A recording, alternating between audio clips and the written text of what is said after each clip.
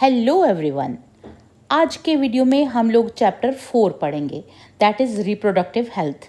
और उसमें हम डिफरेंट टॉपिक्स को स्टडी करेंगे, जिसमें फर्स्ट है problems and strategies relating to reproductively healthy society. उसके बाद हम पढ़ेंगे what is population explosion and birth control. उसके बाद पढ़ने की कोशिश करेंगे कि एमटीपी क्या होती है एंड एसटीडीज़ और उनकी क्योर कैसे की जा सकती है। एसटीडीज़ मीन्स सेक्सुअली ट्रांसमिटेड डिजीज़ के बारे में। एंड देन लास्ट टॉपिक जिसे हम डिस्कस करेंगे that will be infertility. So बने रहिए मेरे साथ वीडियो के एंड तक। And welcome you all in my channel biology with and I am Yogita.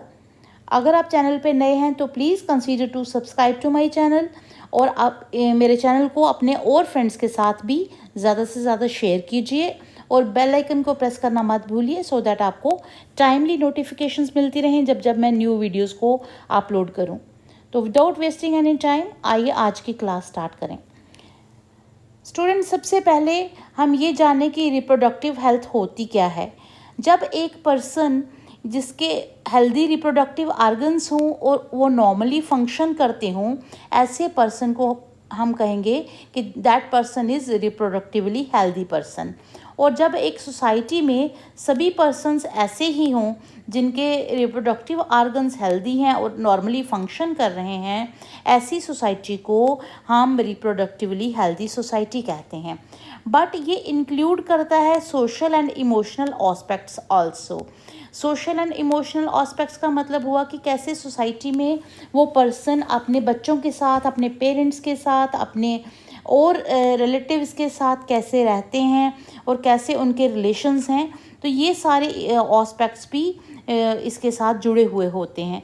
तो according to WHO, reproductively health का मतलब होता है और total well being in all aspects.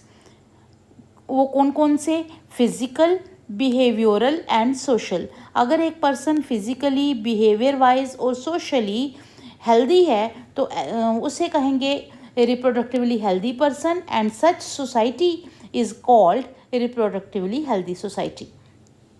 No, क्या क्या प्रॉब्लम्स और स्ट्रेटजीज़ हैं इसके रिप्रोडक्टिव हेल्थ की, आइए उन्हें डिस्कस करें। तो इंडिया में सबसे पहले जो एक्शन प्लान्स एंड प्रोग्राम्स बनाए गए एट नेशनल लेवल, उन्हें नाम दे दिया गया फैमिली प्लानिंग। और ये सब बिगनिंग हुई इन 1951, सो दैट सभी को एक टोटल रिप्रोडक्टिव हेल्थ मिल सके। ओके उसके बाद एक और improved programme by government of India launch किया गया, जिसका नाम रखा गया reproductive and child health care, और उसको शॉर्टली कहा जाता है RCH प्रोग्राम। ओके इस प्रोग्राम के दो एम्स थे। एक तो ये था क्रिएटिंग अवेयरनेस एंड सेकंड था प्रोवाइडिंग फैसिलिटीज़। क्रिएटिंग अवेयरनेस मतलब लोगों के बीच में अवेयरनेस को क्रिएट करना कि रिप्रोडक्टिवली हेल्दी सोसाइटी क्या होती है, और उनके लिए फिर फैसिलिटीज़ भी प्रोवाइड करना, जैसे प्रेग्नेंट वीमेन के लिए अच्छे डॉक्टर्स, हॉस्पिटल्स, और उनके जो न्यूली बॉर्न बेबीज़ हैं उनकी केयर के लिए पूरी प्रॉपर मेडिसिन एट्सेट्रा का और वैक्सीनेशन एट्सेट्रा का पूरा अरेंजमेंट करना भी वो हो गया प्रोवाइडिंग फैसिलिटीज़। ठीक है, नाउ क्या क्या वेज़ अपनाए गवर्नमेंट ऑफ इंडिया ने टू क्रिएट अवेयरनेस। उसमें सबसे पहले आया with the help of audio visual aids. TV में एड्स दे के या रेडियो में या न्यूज़पेपर से लोगों को अवेयर किया गया कि कैसे एक लंबी फैमिली के कंपैरिजन में एक स्मॉल फैमिली जो है वो अच्छी हो सकती है, उसके क्या क्या फ़ायदे हो सकते हैं। मोर ओवर पेरेंट्स, टीचर्स और जो क्लोज रिलेटिव्स होते हैं वो भी अपनी अच्छी नॉलेज, इंफॉर्मेशन और लोगों तक पहुंचा सकते हैं। देन सबसे इम्पॉर्टेंट चीज़ है कि स्कूल्स में सेक्स एजुकेशन को एक इम्पॉर्टेंट सब्जेक्ट के तौर पे उसको इंक्लूड किया जाए, सो दैट जो एडोलेसेंट एज में जो बच्चे होते हैं उनके मन में जो भी सेक्स रिलेटेड एस्पेक्ट्स के बारे में कुछ मिथ्स होती हैं, कुछ अंधविश्वास होते हैं, वो दूर हो सकें और वो उनको प्रॉपर इन्फॉर्मेशन मिल सके अबाउट रिप्रोडक्टिव आर्गन्स, उनको हाइजीनिक सेक्सुअल प्रैक्टिसेस के बारे में और सेक्सुअली ट्रांसमिटेड डिजीज़ के बारे में अच्छी तरह से पढ़ाया जा सके, सो दैट वो उनको कोई भी आने वाली ज़िंदगी में कोई भी प्रॉब्लम ना हो। नाउ कपल्स जो हैं उनको भी एजुकेट किया जाता है अबाउट बर्थ कंट्रोल ऑप्शंस, कैसे वो अपने बच्चों के बीच में गैप रख सकते हैं या बर्थ को कंट्रोल कर सकते हैं, और प्रेग्नेंट मदर्स की कैसे केयर की जानी चाहिए, post natal care of mother and child, माँ और बच्चे की कैसे केयर हो जब बच्चे का जन्म हो जाता है, उसे कहते हैं पोस्ट नेटल। उसके बाद में ब्रेस्ट फीडिंग की क्या इंपॉर्टेंस होती है ये भी माँ को समझाया जाए।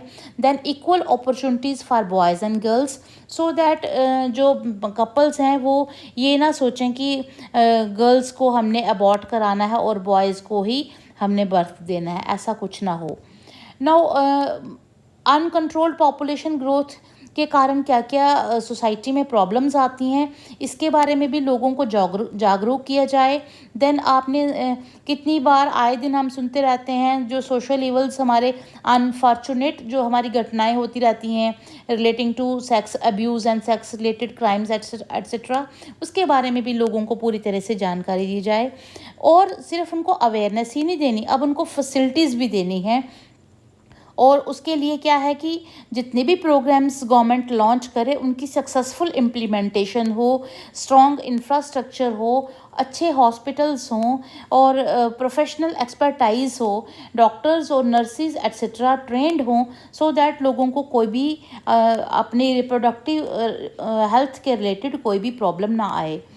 उसके लिए लोगों को बेटर फैसिलिटीज़ मिलनी चाहिए ड्यूरिंग प्रेगनेंसी एंड डिलीवरी, या फिर अगर वो एसटीडी से कोई उनको प्रॉब्लम है या अबॉर्शंस के लिए या कंट्रासेप्शन के लिए, इसके बारे में हम अभी आगे हम बात करेंगे। देन मेंस्ट्रुअल प्रॉब्लम्स को डिस्कस करने के लिए और इनफर्टिलिटी एट्सेट्रा के लिए भी लोगों को मेडिकल असिस्टेंस अच्छे से मिलनी चाहिए, डॉक्टर्स की अच्छे से सलाह मिलनी चाहिए, बच्चों का मैसिव इम्यूनाइजेशन होना चाहिए, वैक्सीनेशन प्रॉपरली टाइम पे होनी चाहिए। और जो न्यू मेथड्स हैं इसके लिए to create health of the society, उसके लिए रिसर्च कंटिन्यू होनी चाहिए और जो ओल्डर मेथड्स हैं उनको भी इम्प्रूव करने की ओर हम सबको हेल्प करनी चाहिए। तो तभी तो हमारी सोसाइटी अच्छी तरह से रिप्रोडक्टिवली हेल्दी सोसाइटी होगी। नाउ नेक्स्ट जो इम्पॉर्टेंट टॉपिक है वो है पॉपुलेशन एक्सप्लोजन। बच्चों आपको पता है कि पिछले कुछ सालों से ऑल राउंड डेवलपमेंट हुई है in various fields of our life. इससे क्या हुआ है, हमारी क्वालिटी ऑफ लाइफ जो है वो बढ़ गई है ना। तो इंक्रीज्ड हेल्थ फैसिलिटीज़ बढ़ गई हैं, लोगों को पता है हॉस्पिटल्स में कैसे जाना है, कैसे बच्चों की जो मदर की कैसे केयर करनी है ड्यूरिंग डिलीवरी, या कोई भी अगर कोई डिजीज़ है छोटी मोटी तो उसको ऐसे ही नहीं छोड़ देना, उसकी क्योर करानी है डॉक्टर से। तो उससे क्या हुआ, बेटर लिविंग कंडीशंस हो गई हैं। वर्ल्ड की जो पॉपुलेशन 1900 में 2 बिलियन थी वो 100 सालों में 2000 में हो गई 6 बिलियन, मतलब 3 गुना ज़्यादा हो गई। और यही ग्रोथ का ट्रेंड है इंडिया में भी। जब हम इंडिपेंडेंस हमें मिली थी 1947 में तो हम थे 350 मिलियन ओनली, बट अब हैं हम 1 billion and 350 million, that is 135 crores. तो इमेजिन करो कि कितने अभी इतने सालों में ही हम इतने ज़्यादा हो गए हैं कि वर्ल्ड का हर 6% अगर कैलकुलेट किया जाए तो वो इंडियन होता है। तो हम इमेजिन कर सकते हैं कि पॉपुलेशन एक्सप्लोजन से क्या होने वाला है। एक रैपिड डिक्लाइन आया है डेथ रेट में या मैटरनल मॉर्टेलिटी रेट में या इन्फेंट मॉर्टेलिटी रेट में भी। जब मदर्स बच्चों को जन्म देती थी पहले उनकी डेथ हो जाती थी, या जो इन्फेंट्स होते थे जो न्यूली बॉर्न बेबीज़ होते थे उनकी भी जन्म लेते डेथ हो जाती थी। बट अभी जो इतनी मेडिसिन्स अवेलेबल हैं, डॉक्टर्स अवेलेबल रहते हैं, तो अब ऐसा जो है इतना नॉर्मली मदर और जो इन्फेंट है उसकी डेथ नहीं होती है। और इससे क्या हुआ कि जो number of people in reproducible age हैं वो बढ़ गए हैं। ओके, अब जो ये जो RCH प्रोग्राम था इससे पॉपुलेशन ग्रोथ रेट में कुछ तो कमी आई, बट ये बड़ी मार्जिनली थी, मतलब ना के बराबर। ओके, 2001 के सेंसस रिपोर्ट में देखा गया कि पॉपुलेशन ग्रोथ रेट है 1.7%, और अगर ऐसा ही ग्रोथ रेट रहा तो हम 33 ईयर्स में नियर अबाउट डबल हो जाएंगे। तो उससे होता क्या है, अब इतनी पॉपुलेशन देखो, जहाँ पर जाओ कॉलेजेस में, स्कूल्स में या हॉस्पिटल्स में या रोड्स में, मार्केट्स में इवन, तो जहाँ जाओ लोग ही लोग होते हैं। तो हमारी कंट्री में तो हद ही हो गई है।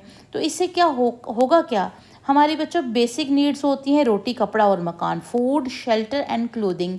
और अगर इतने लोग रहते रहे तो हमारे लिए ये बेसिक नीड्स की स्कैर्सिटी हो जाएगी, हमें यही नीड्स ही नहीं पूरी हो पाएंगी तो अच्छे स्कूल्स, अच्छे हॉस्पिटल्स और अच्छी फैसिलिटीज़ के लिए हम कब सोचेंगे। इसके लिए गवर्नमेंट ने बहुत सारे मेजर्स लिए हैं to control the population growth. तो सबसे पहले ये है कि लोगों को मोटिवेट किया जाए to have the smaller family by using the contraceptive methods. Okay, इनके बारे में अभी हम बात करेंगे थोड़ी देर के बाद।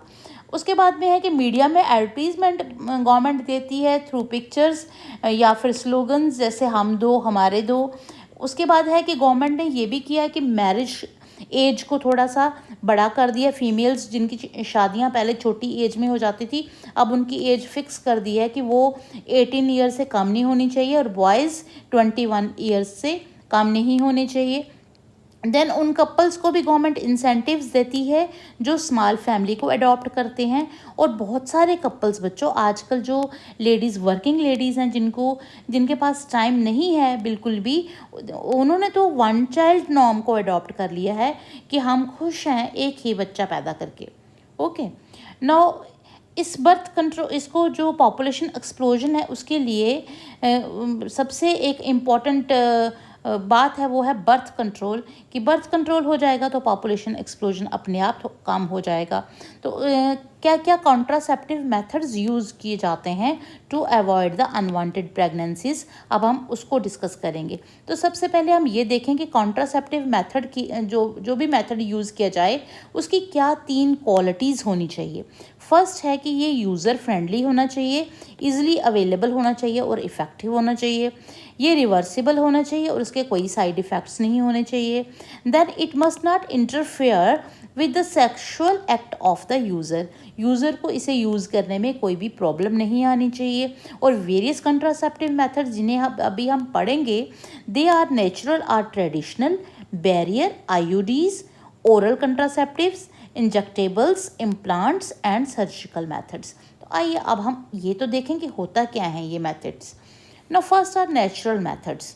तो ये वर्क करते हैं इस प्रिंसिपल पे कि हमने ओवम और स्पर्म के मीटिंग के चांस को अवॉइड करना है। हमने ओवम और स्पर्म को मीटिंग ही नहीं होने देनी। जब ओवम स्पर्म से मीट ही नहीं कर पाएगा तो फर्टिलाइजेशन ही नहीं होगी और जाइगोट ही नहीं बनेगा तो चाइल्ड कैसे बनेगा। Second is avoiding coitus from days 10 to 17 of menstrual cycle. क्योंकि मेंस्ट्रुअल साइकिल का जो 10th डे से 17 डे का पीरियड होता है वो फर्टाइल पीरियड होता है। इसी पीरियड में ओवुलेशन होती है, ओवम बनता है और इस पीरियड में अगर फर्टिलाइजेशन के चांसेस बहुत ज़्यादा होते हैं।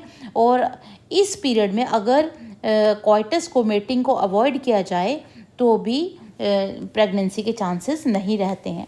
Next is to avoid insemination, कि स्पर्म्स जो हैं वो फीमेल के वेजाइना तक पहुँचे ही ना। Next is lactation amenorrhoea. जब तक मदर एक बच्चे को ब्रेस्ट फीडिंग करा रही होती है उसकी सेकंड प्रेगनेंसी के चांसेस बहुत कम होते हैं। बट ये कोई इतना पक्का, इतना सही मेथड नहीं है। बट फिर भी क्योंकि ये कोई भी मेडिसिन और डिवाइसेस इन मेथड्स में यूज़ नहीं किए जाते हैं, सो इन मेथड्स का कोई भी साइड इफ़ेक्ट नहीं है। Next are barrier methods. Barrier methods का मतलब है कि स्पर्म और ओवम की मीटिंग को प्रिवेंट करना with the help of some barrier. Okay, ये बैरियर्स जो हैं they are available both for males and females. इसमें फर्स्ट है कॉन्डोम्स। ये थिन लेटेक्स के या रबर के बने होते हैं। मेल्स में ये काम आते हैं टू कवर द पेनिस और फीमेल्स में सर्विक्स और वेजाइना को कवर करने के काम आते हैं। Then they also protect the user from contracting STDs and AIDS. ये सिर्फ इसकी स्पर्म और ओवम की मीटिंग को ही नहीं रोकते हैं बट ये यूज़र को सेक्सुअली ट्रांसमिटेड डिजीज़ से और एड्स से भी प्रिवेंट करते हैं। तो ये तो बड़े इंपॉर्टेंट हुए। उसके बाद ये यूज़र फ्रेंडली होते हैं और ये डिस्पोजेबल होते हैं। Next are diaphragms, cervical caps and vaults.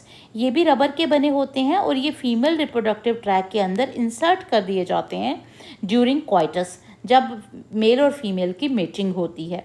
और ये उसके फीमेल के सर्विक्स को कवर कर देते हैं और प्रिवेंट करते हैं स्पर्म्स की एंट्री को, और ये भी रीयूजेबल होते हैं। इनके साथ साथ spermicidal creams, jellies and foams भी यूज़ की जाती हैं। नो नेक्स्ट आर बच्चों इंट्रायूट्राइन डिवाइसेस। इंट्रायूट्राइन डिवाइसेस को यूट्रस के अंदर इंसर्ट करने के लिए एक्सपर्ट डॉक्टर्स की और नर्सिस की ज़रूरत पड़ती है। ठीक है, तो ये थ्रू वेजाइना फीमेल्स की बॉडी के अंदर इंसर्ट कर दिए जाते हैं। और जो हमारी कंट्री में आईयूडीज़ अवेलेबल हैं, they are non medicated IUDs, copper releasing IUDs, hormone releasing IUDs etcetera. और इनके नेम्स आपने याद कर लेने हैं क्योंकि एमसीक्यूज़ में और नीट में ये बहुत बार पूछे जाते हैं। इनका मेथडोलॉजी क्या है कि they increase the phagocytosis of sperms. ये स्पर्म्स को मारना शुरू कर देते हैं, स्पर्म्स को किल कर देते हैं, ठीक है, यूट्रस के अंदर। सबसे पहले हैं जो कॉपर रिलीजिंग आईयूडीज़ होती हैं, ये स्पर्म्स की मोटिलिटी को कम कर देती हैं और फर्टिलाइजेशन कैपेसिटी को भी कम कर देती हैं स्पर्म्स की। जो हार्मोन रिलीजिंग आईयूडीज़ होती हैं, ये यूट्रस को इम्प्लांटेशन के काबिल नहीं रहने देती और सर्विक्स को हॉस्टाइल बना देती हैं फॉर द स्पर्म्स। बच्चों आईयूडीज़ जो हैं ये they are the most widely accepted methods of contraception in India. Ladies इनको प्रेफरेंस में यूज़ करती हैं क्योंकि जब तक ये आईयूडीज़ उनके यूट्रस के अंदर इम्प्लांट रहते हैं तब तक वो मदर नहीं बन पाती, ये उनके हाथ में रहता है। And whenever they want to be pregnant वो अपनी बॉडी से इनको बाहर निकलवा लेती हैं। Next are oral contraceptives. Oral means जो मुंह से हम दवाई खाएंगे, दवाई के रूप में इन कंट्रासेप्टिव्स को यूज़ करेंगे। ओके, तो ये किसकी बनी होती हैं टैबलेट्स? ये स्मॉल डोजेस होती हैं या तो प्रोजेस्ट्रोजन्स की या फिर कॉम्बिनेशन में प्रोजेस्ट्रोजन और एस्ट्रोजन, दोनों हार्मोन्स के कॉम्बिनेशन में, और ये फीमेल्स के लिए होती हैं। ओके, क्योंकि ये टैबलेट्स की फॉर्म में होती हैं इसलिए इनको पॉपुलरली पिल्स कहा जाता है। They have to be taken daily for a period of 21 days.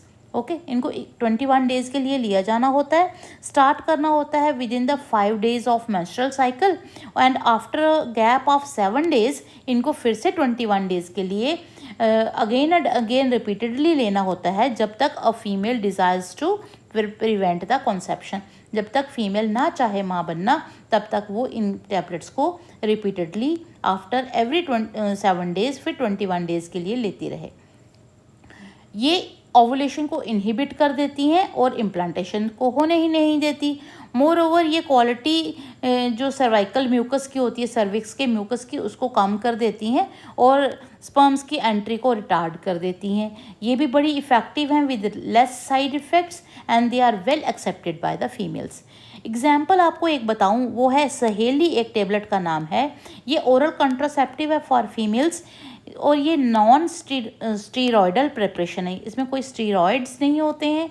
इसको डेवलप किया गया था by the scientists at central drug research institute in Lucknow in India. Okay, ये वंस अ वीक पिल है। Once a week pill means इसको 1 week में एक ही बारी लेना होता है और इसके वेरी फ्यू साइड इफ़ेक्ट्स हैं और ये बड़ी ज़्यादा इसकी कॉन्ट्रासेप्टिव वैल्यू है और फीमेल्स इसको ज़्यादातर इसको अपनाती हैं। नाउ इसके बाद में आ जाते हैं इंजेक्शंस एंड इम्प्लांट्स। कभी कभी प्रोजेस्ट्रोजन्स और जो कॉम्बिनेशन मैंने आपको बताया था प्रोजेस्ट्रोजन्स और एस्ट्रोजन का, उनको फीमेल्स के अंदर एज इंजेक्शन भी लिया जाता है या फिर as implants under the skin. तो स्किन के अंदर इनको इस पिन टाइप स्ट्रक्चर को इम्प्लांट कर दिया जाता है और यहाँ से ये हार्मोन धीरे धीरे रिलीज़ होते रहते हैं फीमेल की बॉडी में और इनका इफ़ेक्टिव पीरियड जो होता है वो मच लॉन्गर होता है than the pills. Next are surgical methods. इनको हम स्टरलाइजेशन भी कहते हैं। बट बच्चों ये मेथड्स वो हैं जब आप एक प्रेगनेंसी को अब और नहीं चाहते हो। They are the terminal methods. जब एक कपल चाहता है कि बस हमारी फैमिली कंप्लीट है, now we don't want any more pregnancy, तब सर्जिकल मेथड्स को यूज़ किया जाता है क्योंकि ये परमानेंटली प्रेगनेंसी को स्टॉप कर देते हैं। ठीक है, ये गैमीट की ट्रांसपोर्ट को ब्लॉक कर देते हैं। तो इसमें होता क्या है, मेल्स में इस ऑपरेशन को या सर्जरी को कहते हैं वैसेक्टोमी। तो जो वास डिफरेंस होता है वहाँ पर एक कट लगा दिया जाता है। कट के बाद दोनों एंड्स को थ्रेड के साथ या पिन्स के साथ टाई अप कर दिया जाता है। सो अगर यहाँ से जब स्पर्म्स बने तो वो वास्ट डिफरेंस के थ्रू आगे नहीं जा पाते हैं, क्योंकि आगे से उनका जो रास्ता है वही ब्रेकअप हो गया होता है। और इस कट को लगाने के लिए स्क्रोटम के थ्रू स्मॉल इंसिजन लगाया जाता है। Scrotum is a bag like structure in which testis are placed, है ना। आपको पता है, वो आपने रिप्रोडक्टिव ये जो टेस्टिस का स्ट्रक्चर पूरा पढ़ा था उस वीडियो में, तो आपको स्क्रोटम का स्ट्रक्चर भी पता चला था। नाउ फीमेल्स में इस सर्जिकल मेथड्स को ट्यूबेक्टोमी कहते हैं। ट्यूबेक्टोमी का मतलब होता है कि फीमेल्स में फेलोपियन ट्यूब्स को कट कर दिया जाता है और इनके जो एंड्स हैं इनको टाई अप कर दिया जाता है। और इस इंसिजन को करने के लिए, इस ऑपरेशन को करने के लिए या तो एब्डोमेन के थ्रू या वेजाइना के थ्रू ये सर्जरी की जाती है। ये टेक्निक हाईली इफ़ेक्टिव होती है और इनकी रिवर्सिबिलिटी बहुत पुअर है, क्योंकि ये परमानेंटली स्टॉप हो गई, प्रेगनेंसी अब नहीं हो सकती, तो इसकी रिवर्सिबिलिटी नहीं हो सकती है। अब सूटेबल कंट्रासेप्टिव्स कैसे यूज़ किए जाएं, कैसे सिलेक्ट किए जाएं, तो उसके लिए क्वालिफाइड मेडिकल कंसल्टेशन की बड़ी ज़रूरत है। ये इनको खुद से लोगों को खुद डिसाइड नहीं करना चाहिए कि which contraceptive is suitable for them. Okay, तो ये इनको रोज़ रेगुलरली यूज़ नहीं करना चाहिए। They should be used only to avoid the conception और टू डिले और स्पेस प्रेगनेंसी। और इनके इल इफ़ेक्ट्स भी कुछ होते हैं कंट्रासेप्टिव्स के, जैसे नोज़िया या एब्डोमिनल पेन या breakthrough bleeding, irregular menstrual cycle, और कभी कभी कई केसों में ब्रेस्ट कैंसर भी हो सकता है। बट ये जो सारे जितने भी मेथड्स हैं, they play a significant role in checking the uncontrolled population. Now next important topic जिसको हम पढ़ेंगे वो है MTP, जिसको मेडिकल टर्मिनेशन ऑफ प्रेगनेंसी कहते हैं। तो ये होता है कि इंटेंशनल या वॉलंटरली टर्मिनेशन ऑफ प्रेगनेंसी, जब कोई अपनी मर्ज़ी से बिफोर फुल टर्म, मतलब जब भी एक बच्चा जो डेवलप हो रहा था मदर की बॉडी के अंदर, अभी वो पूरी तरह से डेवलप नहीं हुआ, उससे पहले ही कोई अपनी चॉइस से उस बच्चे को किल करवाना चाहे या उस प्रेगनेंसी को स्टॉप कराना चाहे, तो उसको कहेंगे MTP। तो इसको हम इंड्यूस एबॉर्शन भी कहते हैं। ओके, तो पूरे वर्ल्ड भर में students 45 to 50 million MTPs perform की जाती हैं इन a year.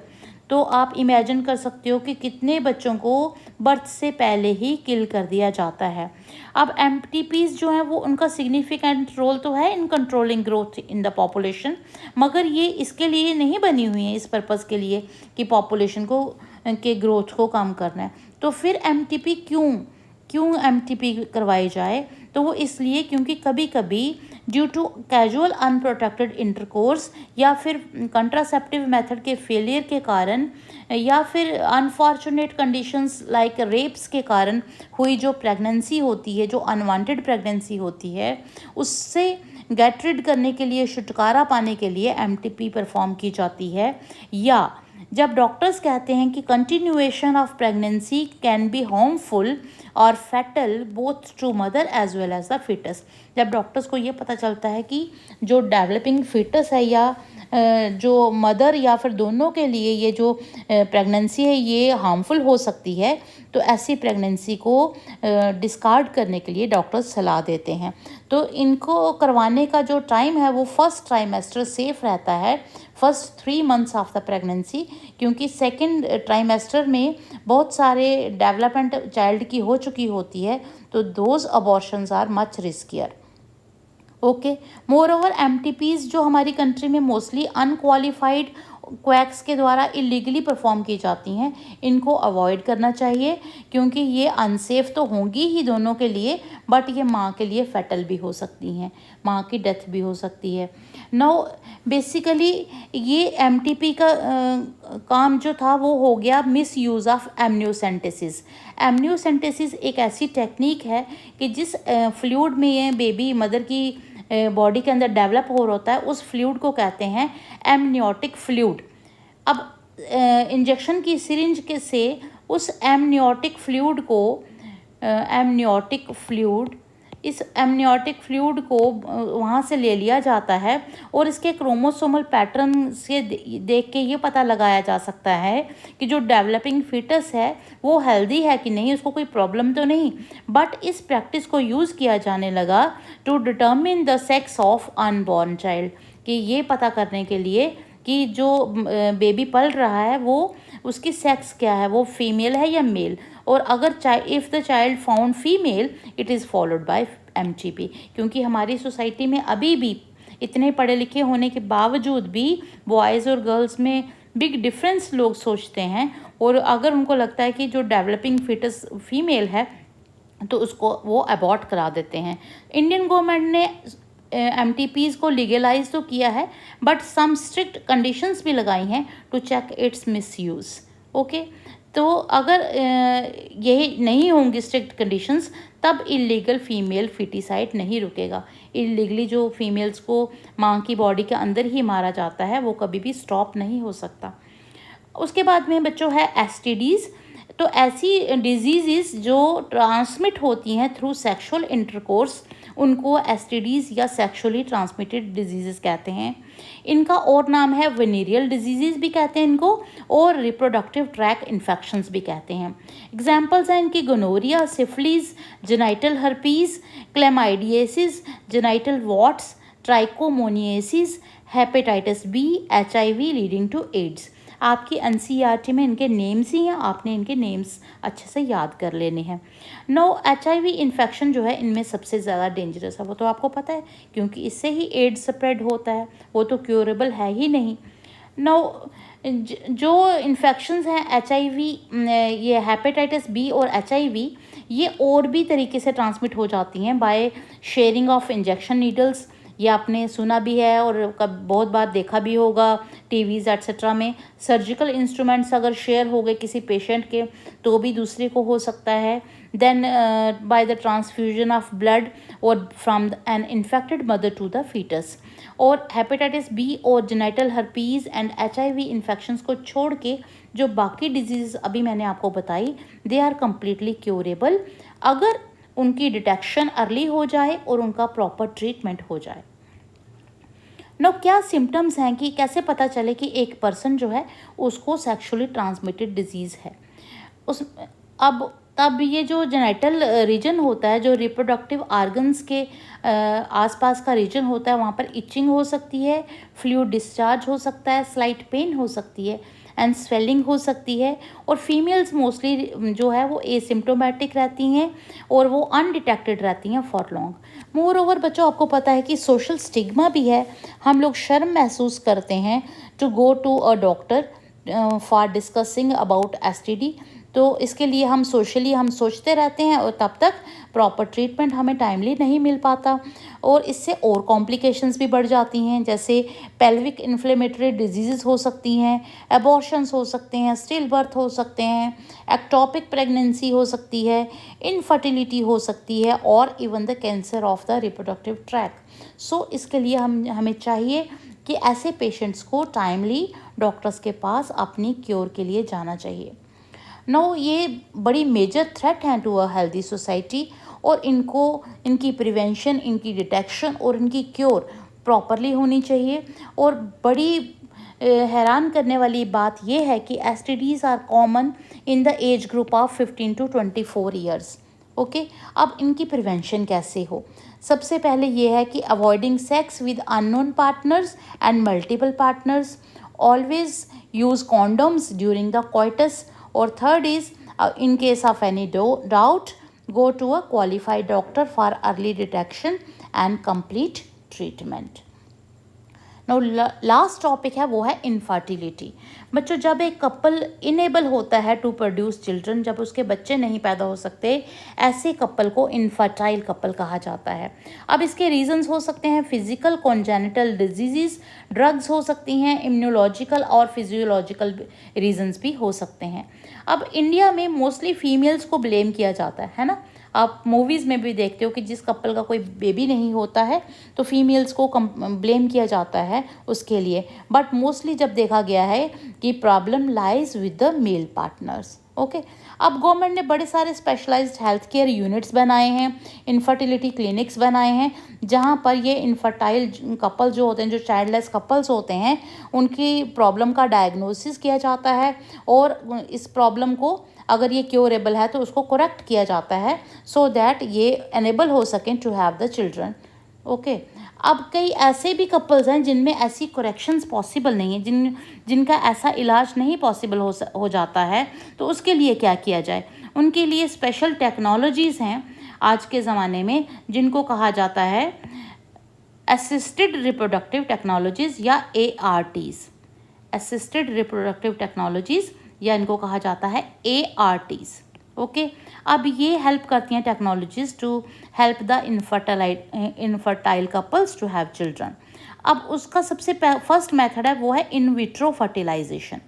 In vitro fertilization, in vitro word का मतलब होता है आउटसाइड द बॉडी। जब फर्टिलाइजेशन मदर की बॉडी के बाहर हो, that process is known as in vitro fertilization. इसमें क्या किया जाता है, जो गैमीट्स हैं, स्पर्म्स और ओवम, उनको कलेक्ट किया जाता है और लेबॉर्ट्री में सेम कंडीशंस बनाई जाती हैं जैसे कि उनकी फर्टिलाइजेशन बॉडी के अंदर ही हो रही हों, और लेबॉर्ट्री में उनकी फर्टिलाइजेशन कराई जाती है। और जब ये एम्ब्रियो उनका बन जाता है फर्टिलाइजेशन के बाद, उस एम्ब्रियो को माँ की बॉडी के अंदर ट्रांसफ़र कर दिया जाता है। इस प्रोग्राम को टेस्ट ट्यूब बेबी प्रोग्राम भी कहते हैं और IVF भी कहते हैं। अब इसमें बच्चों दो बातें हैं, ये जो गैमीट्स हैं या इनको वाइफ और हस्बैंड से भी ले सकते हैं, और अगर वाइफ और हस्बैंड में ये क्वालिटी गैमीट्स नहीं बन पा रहे हैं तो वो डोनर से भी लिए जा सकते हैं। ओके, अब ये जो एम्ब्रियो इस मेथड में डेवलप हुआ जिसको माँ की बॉडी के अंदर ट्रांसफ़र किया गया, अगर ये एम्ब्रियो है जिसमें 8 ब्लास्टोमियर्स तक ही अभी इसकी डेवलपमेंट हो पाई है, अभी जब इसका मॉरूला बना और उसके अंदर सिर्फ 8 ही ब्लास्टोमियर हैं, तो ऐसे एम्ब्रियो को फेलोपियन ट्यूब के अंदर ट्रांसफ़र किया जाता है with the help of injection. ठीक है, और इस मेथड को कहते हैं ज़िफ्ट, ज़ाइगोट इंट्राफेलोपियन ट्रांसफ़र। और अगर ये जो एम्ब्रियो है इसका साइज़ 8 ब्लास्टोमियर से ज़्यादा हो गया है, अब ये थोड़ा और बड़ा हो गया है, अब इसको फेलोपियन ट्यूब में डालने की ज़रूरत नहीं है, इसको डायरेक्टली यूट्रस के अंदर डाल दिया जाता है और इस प्रोसेस को कहते हैं IUT या इंट्रा यूट्राइन ट्रांसफ़र। ओके, तो नाउ नेक्स्ट मेथड जो है वो है in vivo fertilization. In vivo का मतलब होता है inside the body of the female, मगर जो एक्चुअल मदर है उसकी बॉडी के अंदर नहीं, क्योंकि कभी कभी ऐसी मदर्स होती हैं जो अपने पूरा उनका यूट्रस इस काबिल होता है कि वो बेबी को इम्प्लांट कर पाए, बट वो उनमें कभी ओवम नहीं बनता या कुछ और कॉम्प्लिकेशंस आती हैं, तो वो ऐसी कंडीशन में क्या होता है कि फ्यूजन ऑफ गैमीट्स किसी और फीमेल के अंदर करवाई जाती है और उसके बाद जब एम्ब्रियो डेवलप हो जाता है तो ओरिजिनल फीमेल के अंदर उसको ट्रांसफ़र कर दिया जाता है। नाउ नेक्स्ट इज़ गिफ्ट, जिसको गैमीट इंट्राफेलोपियन ट्रांसफ़र भी कहते हैं। ये टेक्निक वहाँ काम आती है जहाँ फीमेल में सारा प्रोसेस ठीक है बट फीमेल की ओवरी ओवम ही नहीं बना पा रही, तो डोनर से ओवम को लिया जाता है और फीमेल की फेलोपियन ट्यूब में ट्रांसफ़र कर दिया जाता है। This process is known as GIFT. Next is intracytoplasmic sperm injection. इसमें लेबॉर्ट्री के अंदर ही इनकी दोनों की फर्टिलाइजेशन कराई जाती है, ओवम और स्पर्म की, बट स्पर्म को इंजेक्शन के थ्रू डायरेक्टली ओवम के अंदर डाला जाता है। Next is artificial insemination. ये टेक्निक वहाँ यूज़ की जाती है जब मेल पार्टनर इनेबल हो टू इंसेमिनेट द फीमेल या फिर उसका स्पर्म काउंट बड़ा लो हो। ओके, अब वहाँ पर क्या किया जाता है कि सीमन कलेक्ट किया जाता है फ्रॉम द हस्बैंड और अ हेल्दी डोनर और उसको आर्टिफिशियली मदर के यूट्रस के अंदर वेजाइना के थ्रू इंजेक्ट कर दिया जाता है और उसके बाद में मदर की बॉडी के अंदर फर्टिलाइजेशन होने के चांसेस हो जाते हैं। नो देखिए, ये सारे जितने भी मेथड्स थे इनके लिए स्पेशलाइज्ड प्रोफेशनल्स की ज़रूरत है, एक्सपेंसिव भी बहुत हैं, और ये जो सारी फैसिलिटीज़ हैं ये अवेलेबल हैं in only few centres in India. और ये तो सारे लोग तो अफोर्ड नहीं कर पाते हैं, बिल्कुल लिमिटेड नंबर ऑफ़ पीपल हैं जो इन एक्सपेंसिव मेथड्स को अफोर्ड कर पाएंगे। मोर ओवर इमोशनल, सोशल और रिलीजियस फैक्टर्स भी इनके साथ जुड़े हुए हैं, जैसे डोनर्स से गैमीट्स को लेना एट्सेट्रा एट्सेट्रा। तो अब क्या किया जाए? अब देखिए, अल्टीमेट गोल इनफर्टाइल कपल का क्या है? टू हैव चिल्ड्रन, है ना, कि उनके बच्चे हो जाएं। तो सबसे बेटर मेथड क्या है? To go for adoption.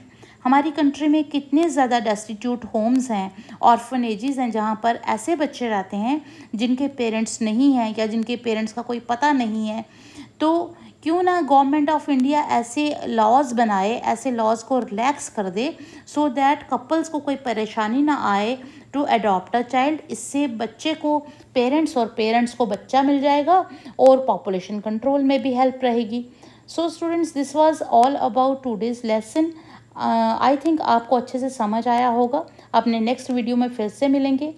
Till then, stay safe, stay healthy. Thank you very much.